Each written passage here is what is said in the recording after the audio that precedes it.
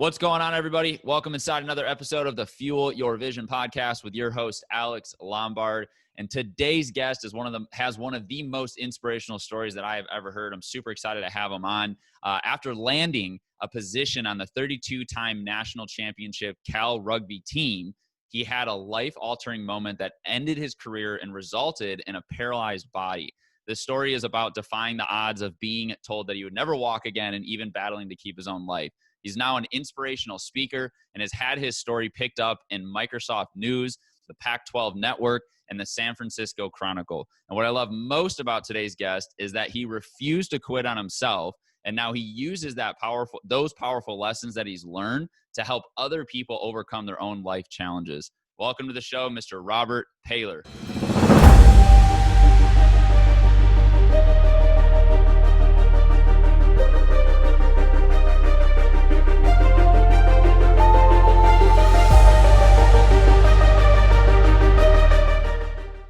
What's going on, boss? How you doing?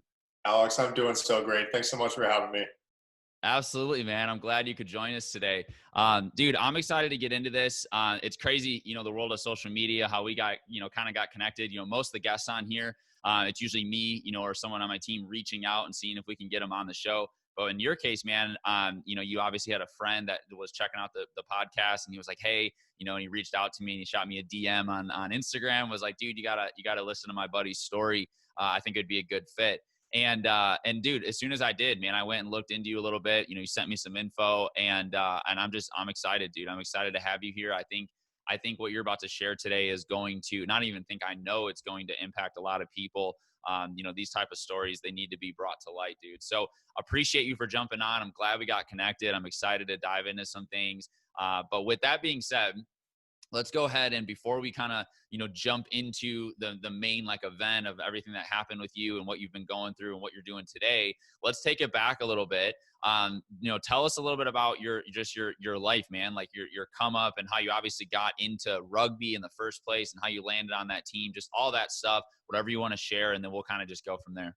Yeah, absolutely. So you mentioned the term rugby. Rugby was such a huge part of who I was. I was a lifelong athlete. I consider myself a lifelong athlete. And since I was 5 years old, I was playing sports. And it was when I found football that I really got excited about it. I loved hitting people. I love that physical nature of the sport. I love getting out there competing. It started translating into all parts of life for me, my academics and that competitive, aggressive mindset, taking it out into everything in my life. I found a lot of joy in that. It was when I got to high school that I really found rugby. I didn't even know what this thing was, right? The sport. Sure. I mean, it was some European thing, right? I had heard it, like a bunch of crazy guys like playing football without pads and thinking, what are they doing? And my high school, Jesuit High School here in Sacramento, has a very good rugby program, best rugby program in the nation, around 8 national championships now. And when I got there, I was, doing my thing with football and basketball.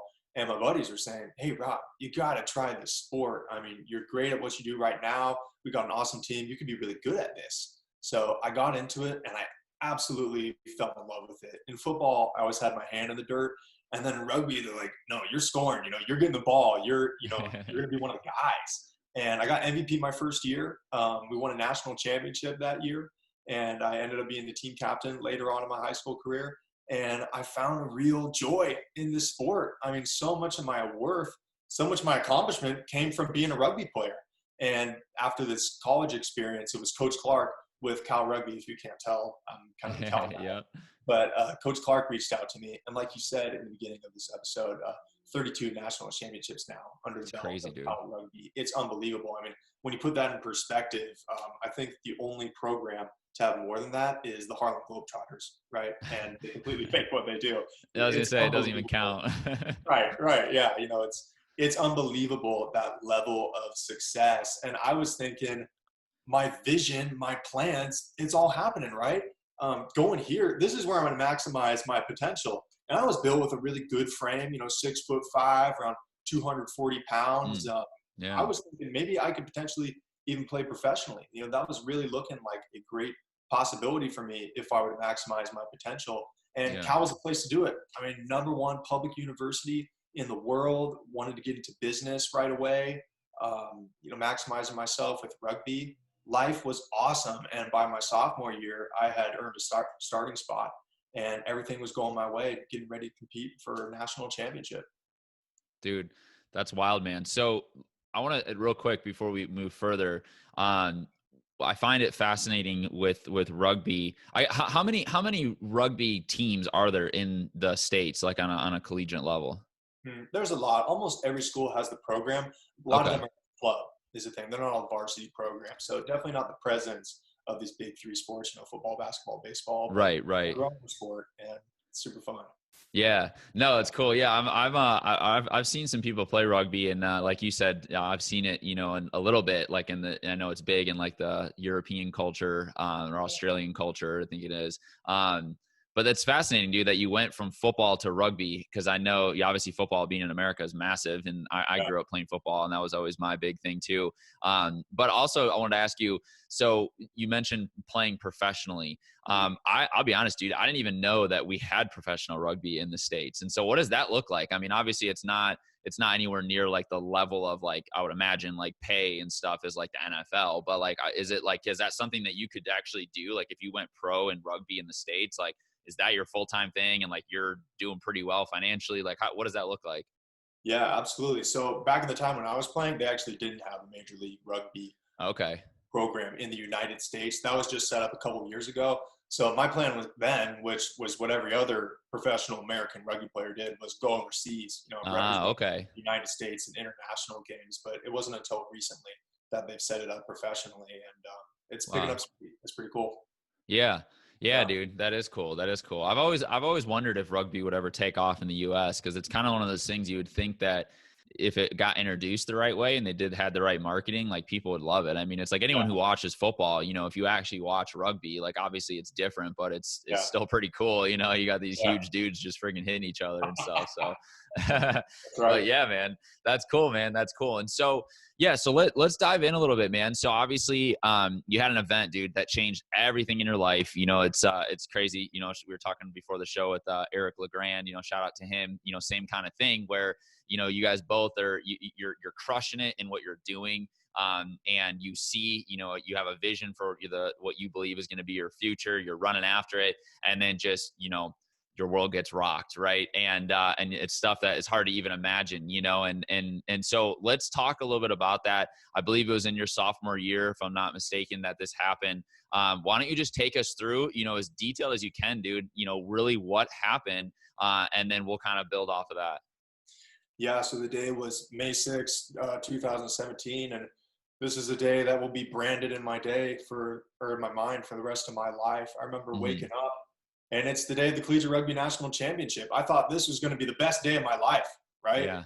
My entire athletic career, I'd thought about a moment of this where I make it to the pinnacle of my sport at my level, and I had made it. You kind of get that feeling, it's like the nerves you got going on in your gut, but like it's excitement too, like you're ready to go. Sure. Remember, we're in Santa Clara and having an awesome pregame warm up, in the locker room, getting taped up, and all those thoughts going around in my mind of this is a day to make a legacy. You're not a national championship just for one day. No, when you're a national championship, you're a national champion for life. Yeah. This is something I was really excited about. And we were playing Arkansas State that day, and we kind of knew we had it, really. We were very dominant that year. Arkansas State didn't look quite up to us. We were going to go out there and we were going to play like heck, but we kind of thought this one was in the bag.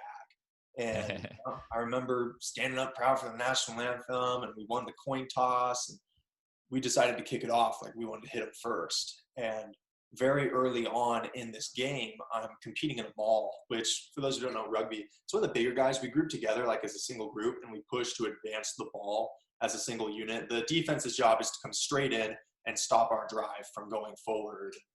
I mean, I'm a big guy. Like, this is what I do. I just move people that don't want to be moved, right? We're just 5 meters out from scoring this thing. I mean, you can practice to see me like drooling here on this field trying to drive this thing in. But as I'm doing this, the opposing players, they started making some illegal moves, and the ref wasn't calling it. So first, these players coming from the side, which are all minor infractions, but the ref's still not calling it. And then this player binds me around my neck, into a headlock, and he's pinning my chin to my chest. Now, normally, if the ref were to recognize something like this, he automatically blows his whistle, play stops, and this person gets carded. He's out of the game. You can't do this. You can't even touch the head or neck, and this person's wrenching me, but I got a job to do, right? I got to pound this thing in. It's the national championship. Another player comes in, chops you down by the legs, which is another penalty, and I start falling down, and here I think it's just another routine collapsed maul, but this one's different. My face slams against my chest. I feel a crunch in my neck, and then just poof. I could not feel or move anything below my neck, and it was like I woke up in my worst nightmare. I mean, immediately I started thinking, my life has changed forever. All my plans, all my goals, they're done, right? You know, we were talking about Eric LeGrand, and he came immediately up into my mind. I had seen his story beforehand because he got hurt years prior to when I did. And I remember just having that image in my mind of when he made a big hit and his body just goes stiff. And now you get the updates years later, and, you know, he's paralyzed. He's a quadriplegic. And I'm thinking, my life's over. I mean, I'm not going to be able to go to school. I'm not going to be able to see my friends. I'm not playing rugby, professional rugby. That's gone, right? I mean, more importantly, am I even going to be able to feed myself again? Walk? I had my face in the dirt. I could barely even breathe. My trainers and my doctors, they're coming up, you know, they're trying to assess the situation. And keep in mind, play's still going while I'm there on this turf, like screaming with just a completely numb and limp body. These players are still playing rugby right around me. I was terrified, and my trainers, you know, Rob, what happened?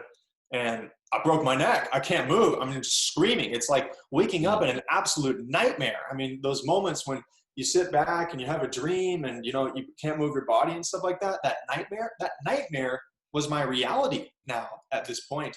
And they're doing these tests. I'm just getting nothing. I get stretchered off the field. And I remember one of my friend's dads was over there, and he's like, Robert, can you give us a thumbs up? And I'm like, I'm trying as hard as I can to give that thumbs up, right? I mean, things aren't going well. It's a total thumbs down moment. I'm trying as hard as I can to do this, and I'm just getting nothing. And I'm thinking, man, this is really, really bad.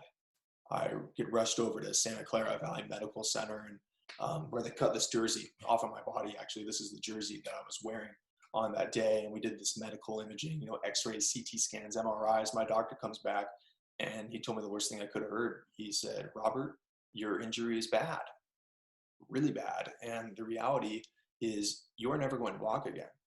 You are never going to move your hands. And we're going to do our best so that you can do something like pick up a piece of pizza and bring it to your face. I mean, if you can do that, then you made it. If you can do that, you totally beat the odds. And then after this, he says, we're recommending that you go into emergency spinal fusion surgery. Now, we need to go in through the front of your neck. There's a lot of important real estate right there. This is a potentially life-threatening surgery. If something goes wrong, it goes really wrong. But we see this as your best chance at any sort of recovery. So I'm sitting back thinking, I just woke up today, Division I athlete. Right? Everything's going my way, right? I got my 20 years old. I got my whole future ahead of me. And now just a matter of hours later, this guy's telling me, I'm not going to walk again.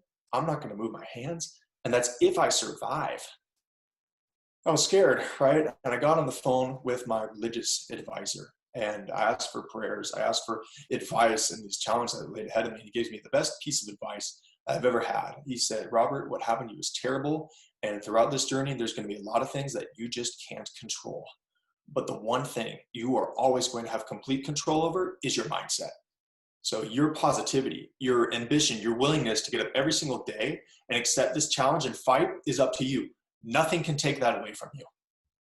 It was exactly what I needed to hear, right? I couldn't move my body. I couldn't feel my body. All these things that were going on in my life, I could control hardly anything. But the one thing that I had complete control over in that moment, that we all have complete control over in every moment, is our mindset. So in that moment, I accepted the challenge. And the thing was like, if I spend the rest of my life in a wheelchair, unable to move my body, I'll survive, right? I'm going to be okay with that. I've seen people who have had this happen to them and they live great lives. The thing that I wouldn't be able to accept is if I looked back on the end of the day, the end of my life, and I never went all in. I would never be able to live with that kind of regret. Going for it and failing, it happens, right? But never going for it at all, that's just something I couldn't live with. So I remember getting on my phone, I'm talking to my friends, my brother had to hold it for me, FaceTime my buddies saying, hey, I'm seriously paralyzed and going to this emergency surgery and I might not be able to see you ever again. And I just want to let you know I love you. And I said my prayers, I said goodbye to my family, rolled into the operating room, and that concluded May 6, 2017. Dude, that's crazy, bro. So obviously you survived the surgery. So Right. that's good. So let's go back a little bit, man. First off, thank you for sharing that. I really appreciate that. I'm excited to talk about the aftermath now, where the story starts going back up. Right. Yeah. But dude, no, seriously, that's an insane story. And again, I just, thanks for diving into it. But one of the questions I had, and this is kind of random, you've probably never been asked this, but have you ever made any communication with the actual players that did this to you? I haven't made communication with them. And that's something that it's a topic that's brought up a lot because what happened to me was not an accident, right? It wasn't some mistimed tackle. It wasn't just a fluke. No, I mean, somebody broke the laws of the game. And because of that decision, I'm paralyzed. I've been fighting for my life ever since. And he's never reached out to me. He's never said he's sorry. But it was very early on, once we figured out how this happened, I forgive him whether he's sorry or not. I realized that the more I hated that person, the more anger I had to that person, the more I gave all this power to all the uncontrollables in my life, the less power I could give to myself. And I think that's such a universal message for everyone is when someone does us wrong and when there's things in our life that we can't control, there is so much power for us when we're able to forgive them, because forgiveness is a two-way transaction, right? It helps the person who has done wrong and that they know they are forgiven, and it helps the person that was done wrong too, and that they're able to let that go. I think that's so important when challenges hit, when people do us wrong, when a situation isn't going our way, to be able to look forward and put that stuff in the past. It helps us to never turn back. We just keep moving forward. Yeah. Well said, dude. Yeah, absolutely. I agree completely. That's awesome. That's awesome. So how long so you go into surgery, that same night, it sounded like, and then how long, so first off, how long were you in that surgery for? And then what was if you remember, and I'm sure you do, what was your immediate reaction when you opened your eyes and after it was all done and you realized you were still alive? Did anything happen there? What kind of was running through your head with that? Yeah. So the surgery altogether took about 7 hours to get completed. And when I woke up, the first thing I was thinking was, thank God I woke up, right? Yeah. Because this is something that wasn't guaranteed. And that's all I was thinking about at this point was being able to wake up. And then the second thing I asked was, how bad is this injury? Because they were able to get a better look, once they really got in there. And my surgeon, who was a different doctor than this initial doctor, said, Robert, your odds aren't great. They're probably about 3% or less that you're ever going to move anything ever again. But in this moment, I don't know if you've ever seen Dumb and Dumber, there's this line, when he says, what's the chance that a girl like me and a guy like you are going to be together? And she mentions says 1 in a million. So you're saying there's a chance. Yeah. And this is what it was like for me, right? 3% or less was the best thing I had heard since this whole thing happened. 3%. Oh my gosh, this is amazing. It was just, I'm going to do absolutely everything I can to be in that 3%. Because he also said, Robert, this is bad, but the harder you work, the more you can change your outcome. There was something I could control, right? So my thought immediately was start controlling this, start taking this on. Yeah. Wow. That's awesome, man. Yeah, it's cool. And so then that leads me to the next question that popped in my head is obviously, man, while we're on here, I see you moving around, you definitely seem like you've made a lot of progress. Where are you at with that? What are you able to do, to currently today, which is 3 years later or so? What are you able to do mobile wise? Yeah. So my upper body, it's almost all the way back there. My hands, I now have almost full control. I'm so blessed to have that. My trunk too.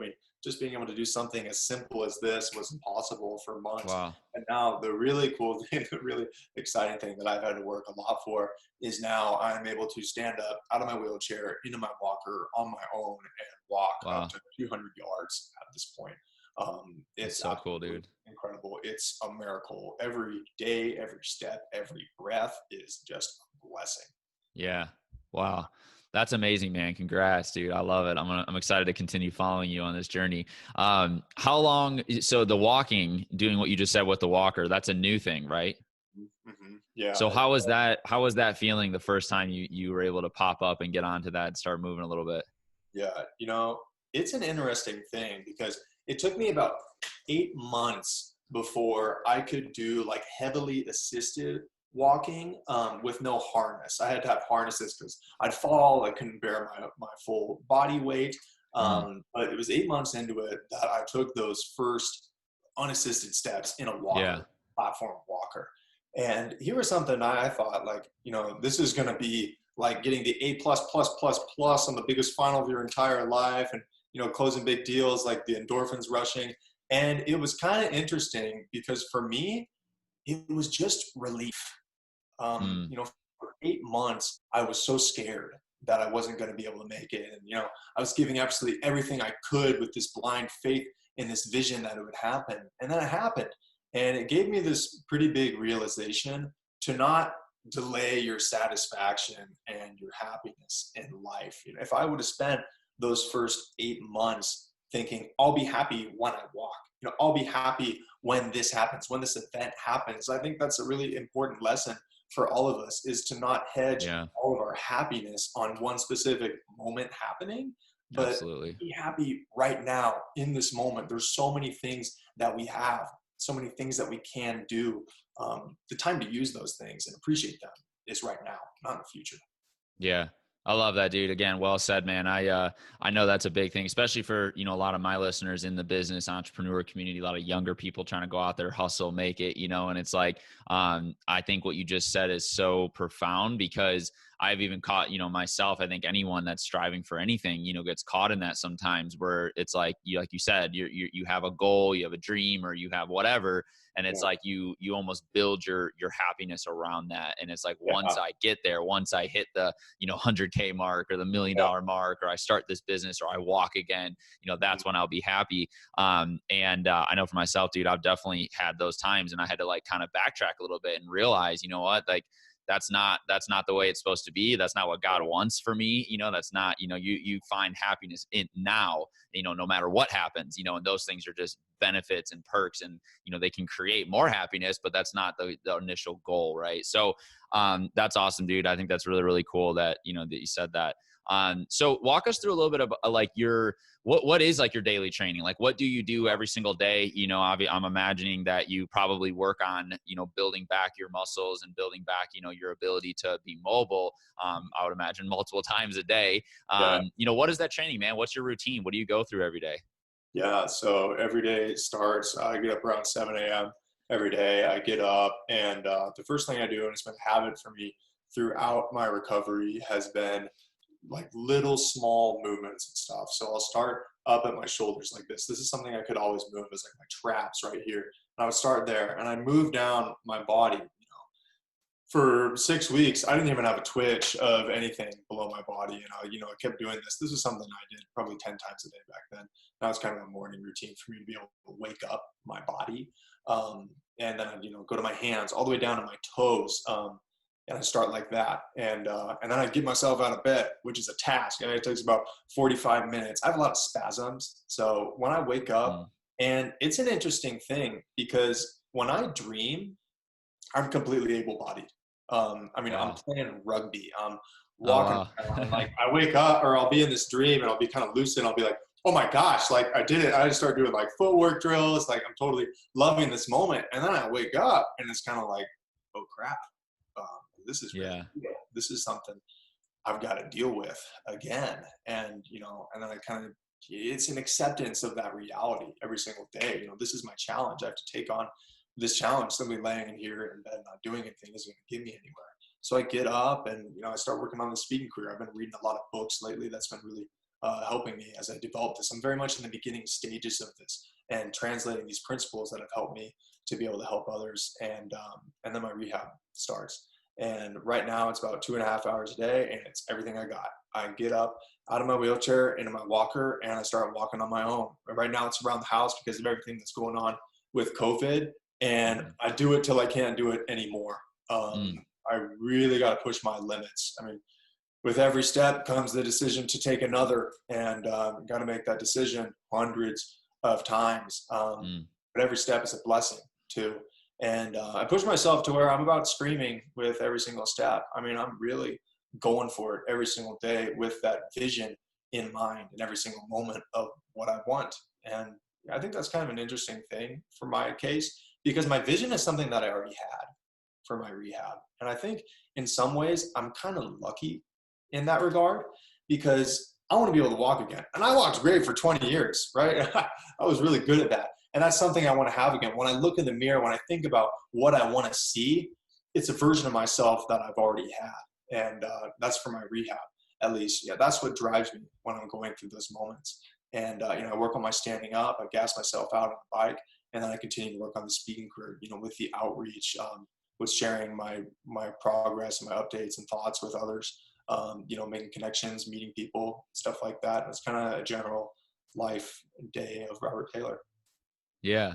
Wow, Yeah. that's cool, man. Yeah. So when you say you're walking and it's, you push yourself to the limits, right? And it's exhausting. Like, I guess, like, explain that a little bit. Cause I know, obviously for people that have never experienced being paralyzed or being with someone that is, when I think of like being paralyzed in any aspect, and this may be naive, but it's just, how I've learned about it is that it's just, for the most part, it's like you literally either can't feel anything and that you can't use those parts of your body, or you can feel it a little bit and there's a little mobility, but there's like a lot of, we're saying like basically like nerves running and you can feel that. So when you talk about trying to walk and how it is like a daily challenge for you, and you're pushing yourself to grow and get better at it, like, I guess, like, explain that a little bit. Like, does it hurt? Like, do you get to a point where it hurts? Does it get just like your body's just exhausted? Like, does it just not like you're just not able to do it anymore? Like, I guess, like, what do you mean when you say that?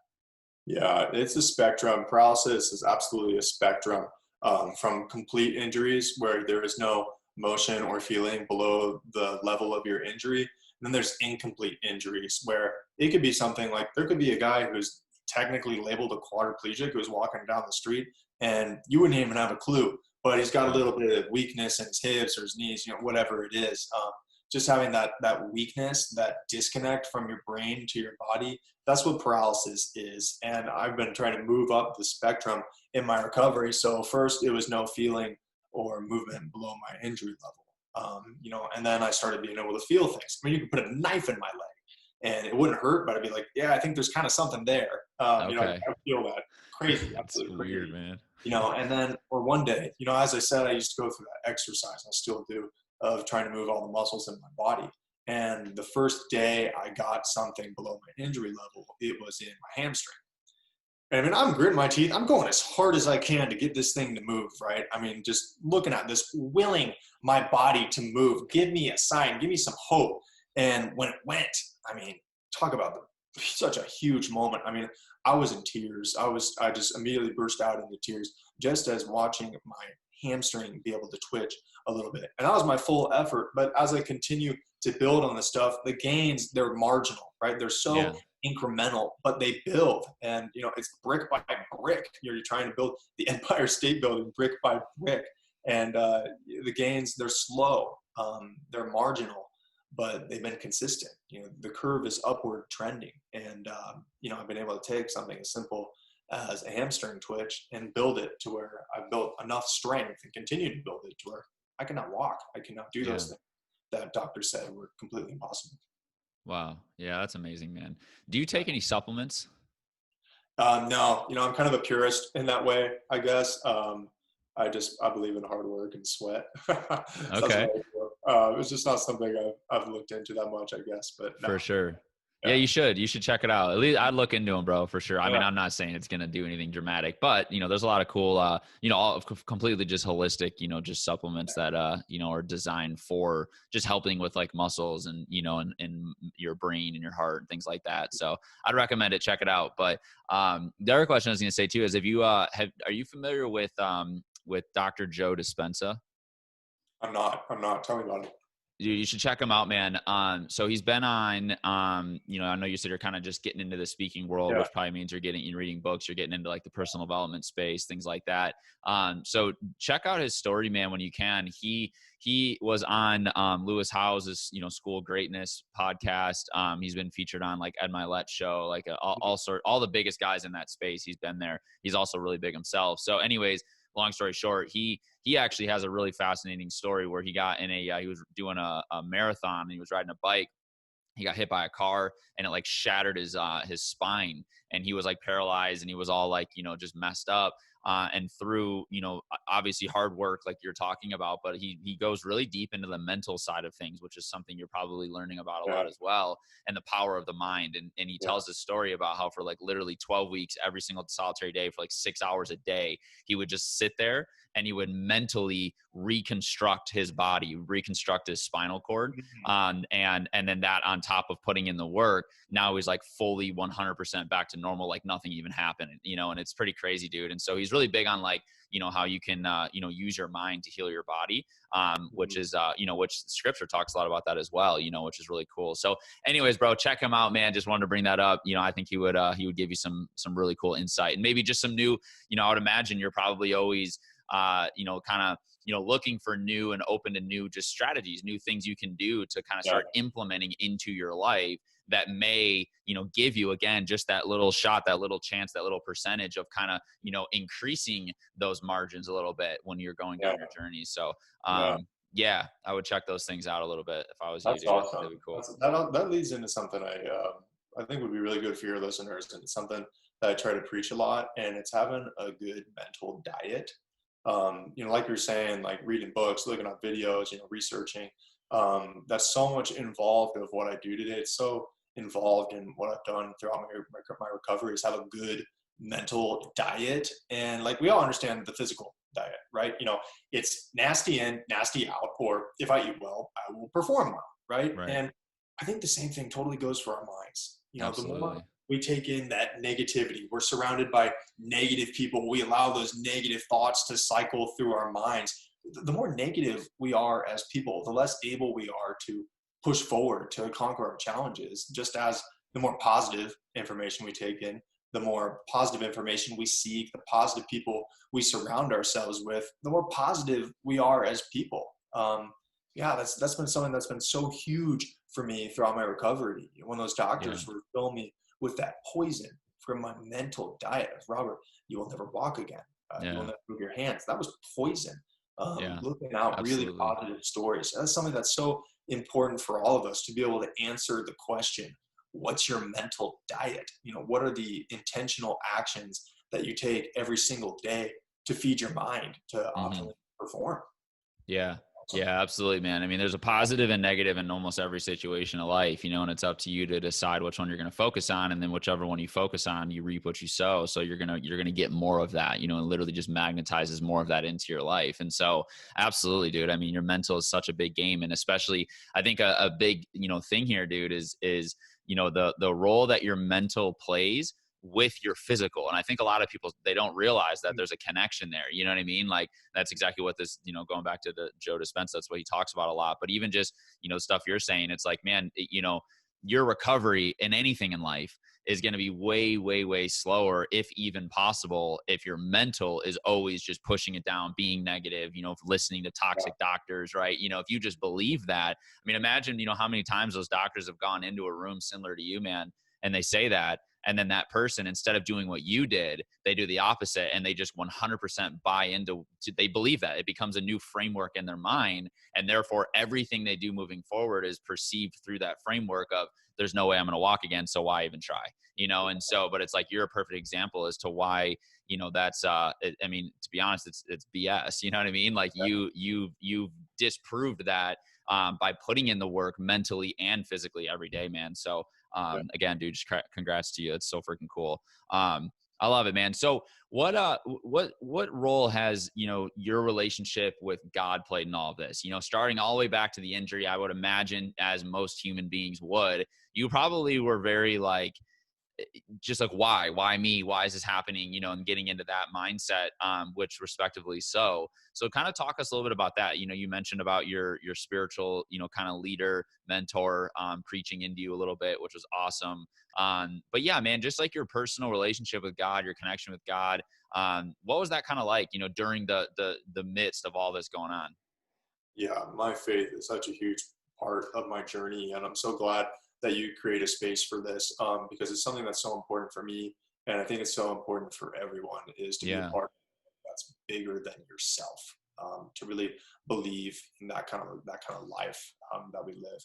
And I went to Catholic school K through 12, so it was always something that was very instilled in me to be a person of faith, to be a good person of character. And I always believed that God has a plan for us, and that plan is good. When I got hurt, it was unbelievable. And I was laying there on that turf just thinking, how is this my plan? I mean, Yeah. how is this good? What good could possibly come out of this, right? Breaking my neck? I mean, what good could come out of this? How am I going to be able to help anyone when I can't even help myself?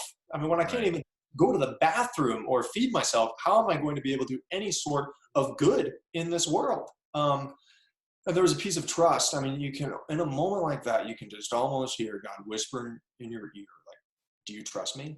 Mm. Um, are you going to go along with this? Are you going to work with me through this journey to do something good in other people's lives? And the moment that really changed me was, it was 5 days into my injury. And at this time, things were not going well. I couldn't swallow, so I couldn't eat or drink. I was rapidly losing weight. Over the course of a month, I lost 60 pounds. My body Jeez. deteriorated in front of my eyes. Everything I worked for, physically gone.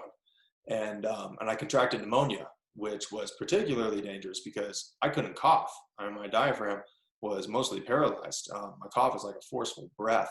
And to get through this, there was a group of family friends that came over, and they wanted to do a hands-on healing prayer. And the thing was, they lay their hands on me and they're praying, God, please lay your healing hands down upon Robert and grant him a full recovery from his paralysis. You can do anything. So let's get him walking out of this hospital right here, right now. Let's give Robert a miracle. You can do it. Ask and you shall receive. Let's go. And honestly, I thought these guys were kind of crazy to begin Yeah, with. sure. But like, I'm in. I would be completely fine with that if I walked out of this hospital. That would be great. So I'm going along with it, and they're saying, Robert, if you hear anything, if you see anything, if anything pops up in your head, let us know. And for a little while, I'm praying, I'm going through this, and I'm praying like, God, please heal me right now. I'm going to walk out of this hospital, and I swear to you, I will live the rest of my life praising you, sharing this story, bringing people to you. I am your servant. Just please give me this one thing. And as I was praying this, I swear to you, and all that is good and holy, I felt another hand on my knee.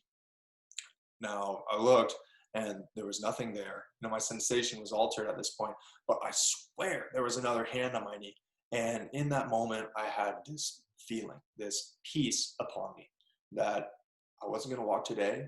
I wasn't going to walk tomorrow or the next day or the day after that, but everything's going to be okay. And as I trust in God, as I trust in this plan and purpose in my life and fight, it's going to be that faith, that fight and willingness to take on this challenge every day that's going to get me through this. So in all those dark moments thereafter, when I was questioning myself, when I was questioning my ability to succeed and questioning if all the work that I was putting into this was going to lead to something, I just had that image in my mind of God right there with me, knowing that he has a plan for me. He has a plan for all of us, and that plan is good. And if we choose to work with him, to do something good in our lives, do something good for others, everything's going to work out. And, beginning to answering this question, I said, breaking your neck would be all bad, right? I mean, I was thinking, what good could possibly come out of breaking my neck? Well, what I've seen in people reaching out to me and saying, Robert, the way you've taken on these challenges has touched my life. It's touched my soul. It's touched my heart. The thousands of people who've interacted with me to tell me that, make a story, breaking my neck is not the worst thing that's ever happened to me. Breaking my neck in a way is a gift.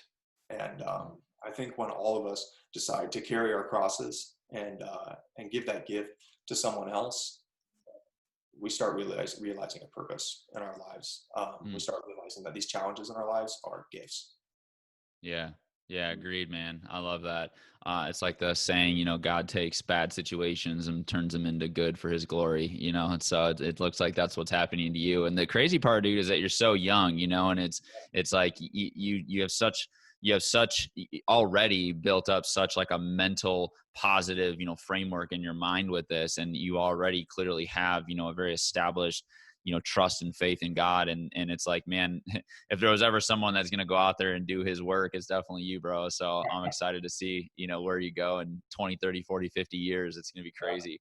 Yeah. But yeah, dude, that's awesome. So why don't let's talk a little bit about what you got going on now, man. I know you're doing some speaking. You said that's kind of something you really want to pursue. You know, how has that been? Have you done, I think you said you've done some events as well. Give us a little insight on that. You know, what's the speaking all about? Yeah, so the way this started was I talk well, I enjoy talking to people. And in the beginning of this journey, these people were saying, Robert, this has given you a real story to tell, and you tell it so well. You should consider this being something. So they kind of planted the seeds there. And I did a couple internships with Intel, the semiconductor company, the last couple summers, and really enjoyed it. You know, doing great operation stuff. And I closed $1 billion worth of product in my first internship, $5 billion worth of product in the next. Oh my It was gosh. awesome.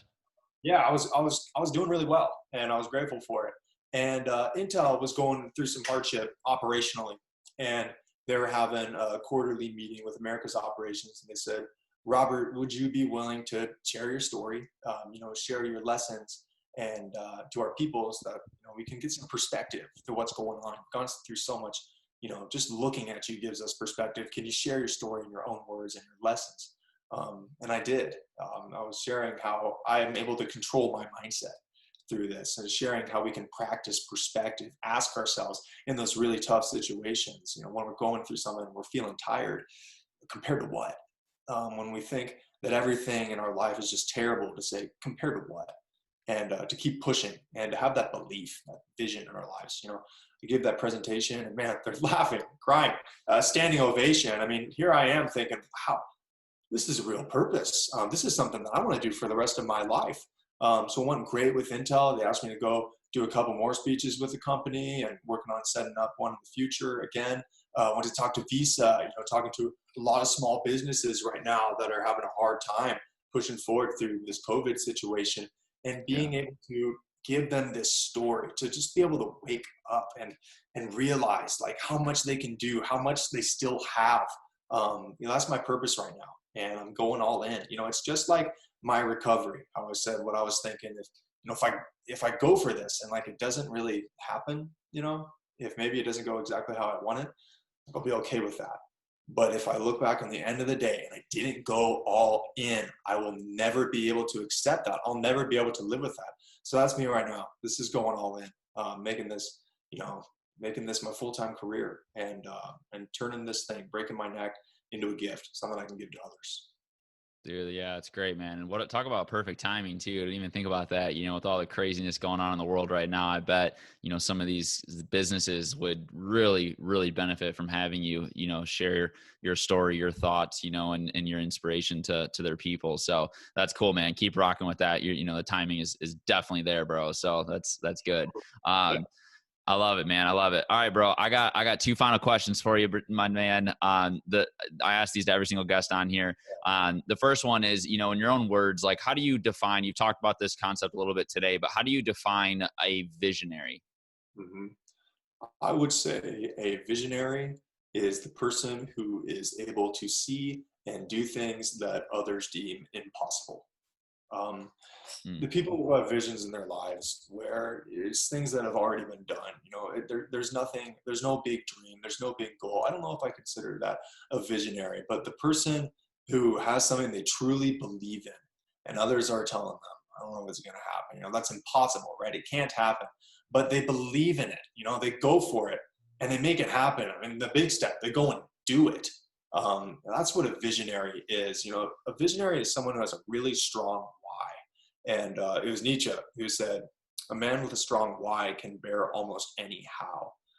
Having that vision in our lives is so important. When we really build up that appetite, that hunger, for me, it's been be able to walk. When you lose your ability to walk, it's all you want. You want that thing in your life. If everyone can build that kind of hunger and appetite in their life, I want to be a successful entrepreneur. I want to be the greatest father, the greatest mother I could ever be. I want to be a great friend to people. I want to see success in my life and build up that hunger. As bad as you want to walk, that's when cool things happen. You start being able to do impossible things in your life. Yeah. That's awesome, man. That's awesome. So second question for you, dude. How does someone discover their God-given purpose on earth? I think when I reflect back on my story and what I've learned these last 3 years, it's being able to find the meaning in your suffering, the meaning in your challenges. Everyone's dealing with challenges, right? I don't care if you're a homeless person on the side of the street or you're Gary Vee, or, you're Jeff Bezos. Every single one is dealing with challenges. And, on the topic of challenges, I will also consider a goal to be a challenge, right? It's not something like what I've dealt with and hardships like that, where you're falling, you're trying to pick yourself back up. But achieving success, sustaining success, that's a challenge. And really being able to find the meaning in that suffering, in that struggle, it makes it to where when you find the meaning in your suffering, you're not really suffering anymore, are you? You have a purpose. You have something that you're living for. You find your God-given purpose when you're able to carry your cross, to go forward with meaning. And I will also say that it's very important that that meaning is for others. When I was in the first stages of my injury, I wanted to walk for myself, right? My goals, my desires, they were selfish. And I don't think that's necessarily a bad thing, right? To want to survive, to want to be able to move for yourself. But when I started getting these messages, and it was one that really struck me, and it was a couple months after my injury, this person sent me an Instagram DM, and she said, Robert, you don't know me, and I don't expect you to respond to this message, but I've been going through a real rough spot, and I've been in an abusive relationship the last 3 years, and it was getting bad. I wasn't doing anything about it. And I saw your story, your faith, and your perseverance, and I got help. You saved my life. At that moment, and all these other messages I received, I was just thinking, this thing isn't even about me, right? When I wake up and I don't feel like taking on this challenge for myself, it's this commitment to others that fuels me. And when we find this meaning in our suffering, it needs to be something that's committed to others. Because when we're pushing for something, when we want success, and when we only want it for ourselves, and we don't do something for other people, we get burnout. I believe. And that doesn't push us to do things that others deem is impossible. No, it's a life lived for others is a life lived in purpose. And I think that's how we find it, is finding meaning, and that meaning being given to others. Yeah, man. So good, dude. That's so good. The meaning in challenges. I think that's awesome, bro. Cause there always is, there's always meaning there. And it's like the saying, you learn more from your failures than you do your successes, kind of goes hand in hand with that, which is definitely true. So well said again, man.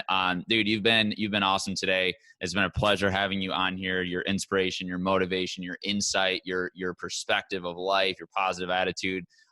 Dude, it's encouraging. It gets me excited. I know it's going to get, the listeners on here super excited as well as helping the people, like you just said, that reached out to you that may be going through a tough time right now, whether it's financially with everything going on, maybe it's with their, friends, family, maybe it's an injury, whatever it is, man. I think you did a really good job today, giving some light, and again, just that positive perspective of, hey, there's meaning in whatever, the challenge you're facing today, like you just said. So again, just want to thank you for sharing your story. Thank you for getting on here. This was a lot of fun. Dude, where can people find you if they want to connect with you more? Yeah, so best place to find me is through my website. That's www.robertpaylor.com. I'm on Instagram, Twitter, Facebook, LinkedIn, all those things. There's not a lot of Robert Paylors out there. So I'm going to be that top search result, but would love to connect with people. Like I said, this is my purpose in life, to share these lessons with others, and appreciate every opportunity I get to do that. So thank you, Alex, for having me on today. Really, really appreciate it. Got so much out of this. I'm fired up. I'm ready to get after it. I love it, man. I love it. Yeah, thank you. We'll link all those below as well. And for all those listening, watching, make sure you guys like, comment, subscribe, and we will be in touch. And until then, I'll see you guys next time. See ya.